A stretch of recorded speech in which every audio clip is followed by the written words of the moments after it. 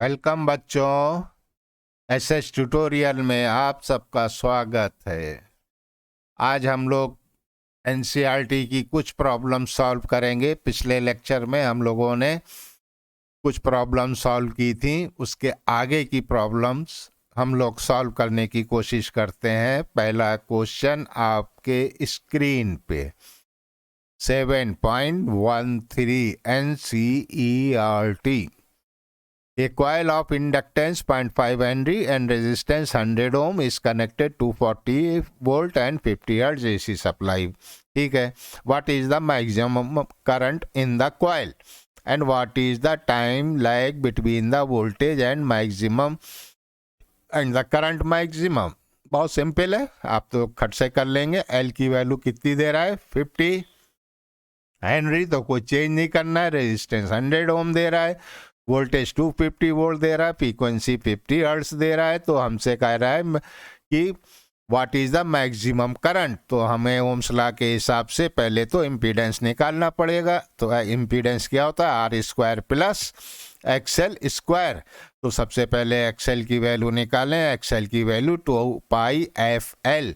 तो 2 पाई एफ की वैल्यू 50 दे रहा है, एल की वैल्यू आपको दे रहा है 0.5 और आपने एक्सएल की वैल्यू निकाल ली 157 ओम। अब आपने इम्पीडेंस निकाला 100 ओम रेजिस्टेंस, तो R square plus XL square ये फार्मूले में आपने पुट कर दिया। 100 और 157 इसका स्क्वायर किया, अंडर रूट निकाला तो वैल्यू आ रही है 186।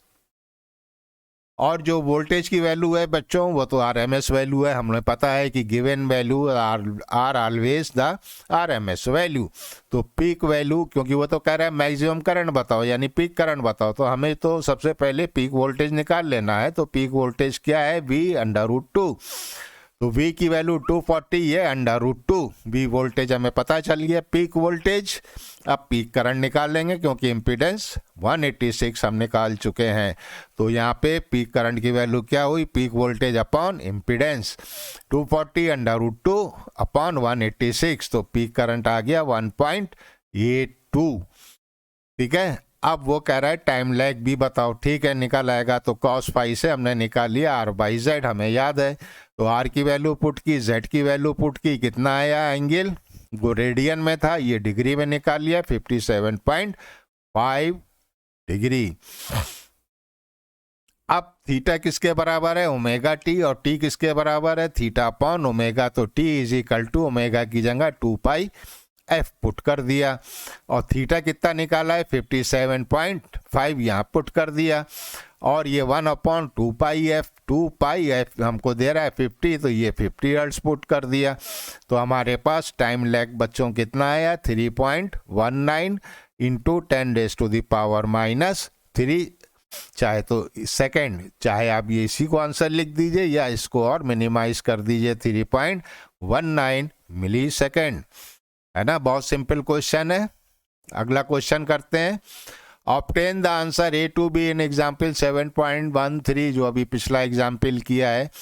If the circuit is connected to a high frequency 240 volt. अब यहाँ फ्रीक्वेंसी वो चेंज कर रहा है, जो पिछला क्वेश्चन था उसमें से अब फ्रीक्वेंसी वो 10 किलो हर्ट्ज कर रहा है। और कह रहा है hence explain the statement that at very high frequency an inductor in a circuit nearly amounts to an open circuit. How does an inductor behave in a DC circuit after the steady state? कोई बात नहीं है, सब कुछ वही रहेगा, frequency बदल गई है बस। फ्रीक्वेंसी कितनी है? 10 किलो हर्ट्ज। तो 10 इंटू 10⁻³ इसको कर दिया, हर्ट्ज में आ गया। एक्सएल की वैल्यू जैसे हम लोग निकालते हैं 2 पाई एफ एल। यहाँ पे एफ की वैल्यू चेंज है, वो है 10 इंटू 10⁻³ आर वही रहेगा जो पिछले क्वेश्चन में था, यानी 100। इम्पीडेंस निकाल लिया। जब हमारे पास ये इम्पीडेंस आ गया तो हमने पीक करंट निकाल लिया, वी नॉट अपॉन जेड। और वी नॉट क्या है? Peak current, peak voltage. तो पीक वोल्टेज क्या है? V R M S under root 2 upon Z. ये वैल्यू पुट करी तो आंसर आया 10.8 मिली हेनरी। आगे चलिए, फेज एंगल पूछ रहा है, निकाल लीजिए। cos phi is equal to R by Z. अब यहाँ आर की वैल्यू तो 100 वही है और z चेंज हो चुका है तो z की वैल्यू ये आई, तो फाई की वैल्यू अप्रॉक्सीमेट π/2 आ गई। ठीक है, अब हाई फ्रीक्वेंसी पे क्या होता है, सी पार्ट में कह रहा है कि बताइए हाई फ्रीक्वेंसी पे क्या, तो at high frequency the maximum current in the circuit is much smaller than at low frequencies, hence at higher frequencies the inductor behaves like an open circuit. ये कैसे हो गया बच्चों है? At high frequencies, the maximum current in the circuit is much smaller than at low frequencies. देखिए omega किसके बराबर है, ओमेगा बराबर है 2πfl। ठीक है, यस सॉरी ये एक्सएल, एक्सएल किसके बराबर है 2πfl।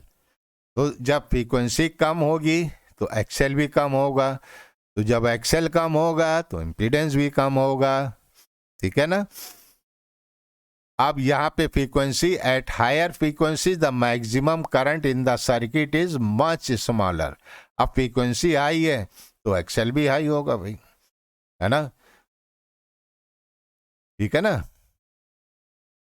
क्या लिखा है, the maximum current in the circuit is much smaller, क्योंकि इम्पीडेंस जो है वो बढ़ जाएगा बच्चों। आज जब फ्रीक्वेंसी आपने इंक्रीज कर दी तो एक्सएल भी बढ़ जाएगा, एक्सी भी बढ़ जाएगा और इम्पीडेंस भी बढ़ जाएगा। जब इम्पीडेंस बढ़ जाएगा तो करंट की वैल्यू कम हो जाएगी। तो इसलिए हाई फ्रीक्वेंसी पे इंडक्टर जो है वो कैसे बिहेव करता है, ओपन सर्किट की तरह बिहेव करता है। और जब डीसी सर्किट में स्टेडी स्टेट की बात आ गई यानी ओमेगा की वैल्यू 0, तो ये कैसे बिहेव करेगा, शॉर्ट सर्किट की तरह, यानी प्योर कंडक्टर जिसे कहते हैं, प्योर कंडक्टर। तो डीसी सर्किट में शुरू में तो ये अपोज करता है लेकिन बाद में ये प्योर कंडक्टर या शॉर्ट सर्किट की तरह बिहेव करता है। ये इंपॉर्टेंट पॉइंट आपको माइंड में रखना है। अगला एग्जाम्पल लेते हैं 7.18। ए सर्किट कंटेनिंग इंडक्टर दे रहा है, कैपेसिटर और इस सब सीरीज में कनेक्ट है, 230 वोल्ट और 50 हर्ट्ज सप्लाई है। रेजिस्टेंस ऑफ द सर्किट बहुत छोटा सा है, नेग्लेक्ट कर देना है उसे। अब कह रहा है obtain the current amplitude and RMS value. तो एक एक पार्ट करते हैं, इसमें तो बहुत सारे पार्ट हैं। तो एल की वैल्यू पहले हमने चेंज कर दी हेनरी में, 80 मिली हेनरी था तो 80 इंटू 10⁻⁻3। सी की वैल्यू चेंज कर दी 60 इंटू 10⁻⁻6 फैरेड। वोल्टेज कितना दे रहा है 230, फ्रीक्वेंसी कितनी है 50 हर्ट्ज। तो सबसे पहले एक्सएल निकाल लिया, एक्सएल 2πfl के बराबर होता है, ये आ गया 25.13। एक्सी हमें पता है 1/2πfc। एफ की वैल्यू पुट की, सी की वैल्यू पुट की और आंसर आ गया 53.05। और z किसके बराबर होता है √r² plus X L minus X C. r तो है ही नहीं, r तो 0 है, तो एक्सएल माइनस एक्सी का होल स्क्वायर और उसका अंडर रूट यानी एक्सएल माइनस एक्सी। अब यहाँ पे हम लोग सिर्फ मैग्नीट्यूड की बात करेंगे। एक्सएल निकाल लिया, एक्सी निकाल लिया, दोनों का डिफरेंस कितना आया 27.92। तो करंट की वैल्यू क्या होगी V/Z, ओम्स लॉ के हिसाब से। V कितना है 230, Z कितना है 27.92। तो हमारे पास करंट की वैल्यू आ गई 8.23। लेकिन वो पूछ क्या रहा है, एम्पलीट्यूड पूछ रहा है, यानी I0 पीक करंट पूछ रहा है। तो इसको √2 से मल्टीप्लाई कर दिया तो करंट की वैल्यू आ गई 11.6। लेकिन आरएमएस वैल्यू 8.23 कौन सी है बच्चों, आरएमएस वैल्यू है। एम्पलीट्यूड का मतलब वो पीक वैल्यू पूछ रहा है। अब पोटेंशियल ड्रॉप बी पार्ट में कह रहे हैं पोटेंशियल ड्रॉप अक्रॉस इंडक्टर निकाल लीजिए। आई एक्सएल होता है ओम्स लॉ के हिसाब से, एक्सएल आप निकाल चुके हैं, आई आप निकाल चुके हैं।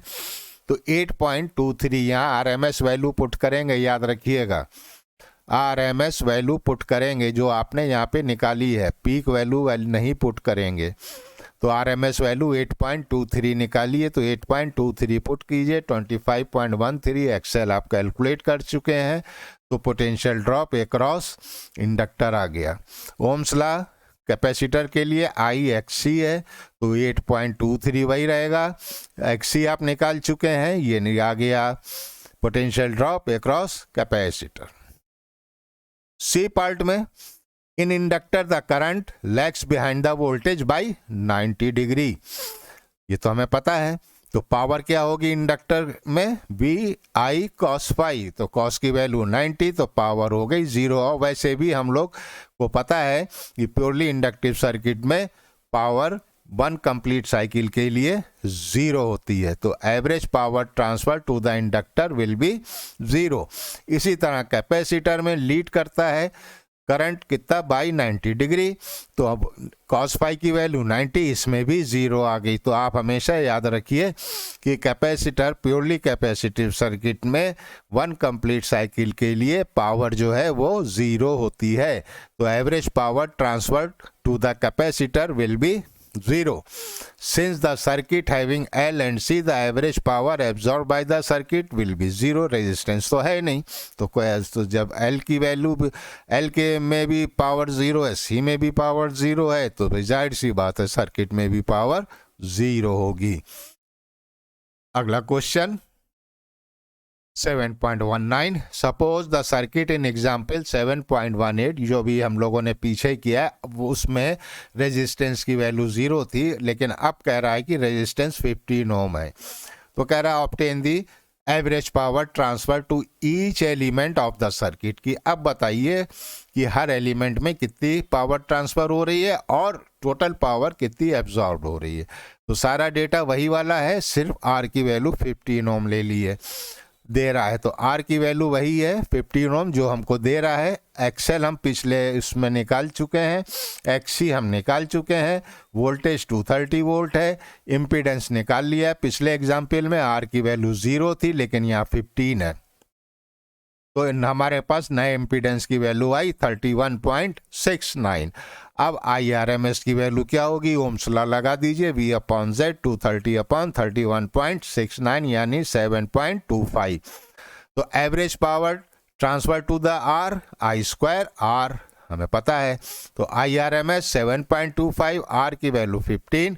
तो ये लीजिए साहब आ गई आपके पास रेजिस्टेंस कितनी पावर ट्रांसफर हुई है। और average power transfer to inductance वही होगी जो कैपेसिटेंस की है, हमें पता है वो होती है 0 फॉर 1 कंप्लीट साइकिल। तो ये वैल्यू आ गई 0, है ना, सिंपल है। चलिए अगला क्वेश्चन, ए सीरीज LCR सर्किट, L की वैल्यू दे रहा है, C की वैल्यू दे रहा है, R की वैल्यू दे रहा है, वोल्टेज 230 वोल्ट दे रहा है, वेरिएबल फ्रीक्वेंसी है। अब कह रहा है what is the source frequency for which current amplitude is maximum, obtain this maximum value. तो देखिए हम लोग को पता है कि करंट की वैल्यू कब मैक्सिमम होती है बच्चों, जब बताइए, जल्दी से बताइए। जी हाँ, जब रेजोनेंट कंडीशन हो, यानी एक्सएल और एक्सी आपस में बराबर हो। चलिए एक एक करके निकालते हैं। तो L की वैल्यू दे रहा है, C की वैल्यू दे रहा है, R और V। पहले तो हमने डेटा लिख लिया, अब हमने निकाली रेजोनेंट फ्रीक्वेंसी 1/√LC, तो हमारे पास रेजोनेंट फ्रीक्वेंसी आ गई। तो कितनी आई रेजोनेंट, ये आई। रेजोनेंट लीनियर फ्रीक्वेंसी 2π से डिवाइड कर दीजिए, ω/f, तो ये आ गई आपके पास 663.14 हर्ट्ज। अब आई की वैल्यू निकाल लीजिए, वोल्टेज आपको दे रहा है 230, इम्पीडेंस दे रहा है आपके पास 23, है ना। अब आपके पास वैल्यू आ गई करंट की 10 एम्पियर। मैक्सिमम वैल्यू पूछ रहा है तो यानी √2i, तो √2i की वैल्यू निकाल लीजिए। √2 की वैल्यू होती है 1.414, 10 से मल्टीप्लाई कर दीजिए तो मैक्सिमम करंट की वैल्यू आपके पास आ गई। अगला question, at resonance the source frequency is equal to natural frequency, हमें पता है। तो पावर कितनी होती है, हाफ I²R। आई आपने निकाल लिया है 14.14 पे वैल्यू पुट कर दीजिए, आर की वैल्यू पुट कर दीजिए और ये लगभग बराबर आ गई 2300 वाट। क्लियर। अब हम लोगों ने बैंडविड्थ में एक फार्मूला पढ़ा था, वो यहाँ पे यूज करेंगे। For which frequencies of the source is power transferred to the circuit half the power at resonant frequency. What is the current amplitude at this frequency?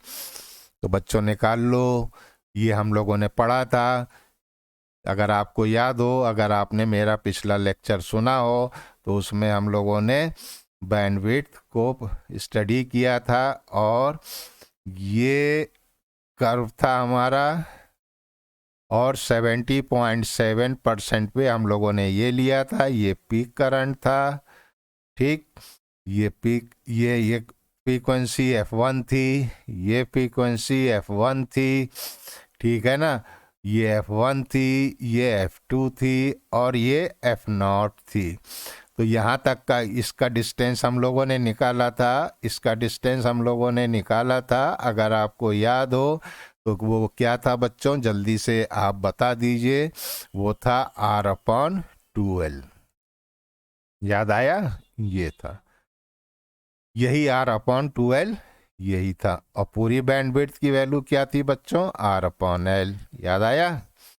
बस वही फार्मूला यहाँ पे यूज करना है हमें।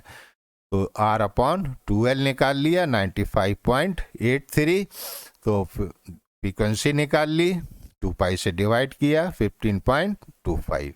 तो F1 की वैल्यू क्या होगी? रेजोनेंट फ्रीक्वेंसी में से ये माइनस कर दें तो ये वाली फ्रीक्वेंसी आ जाएगी, माइनस कर दिया 648।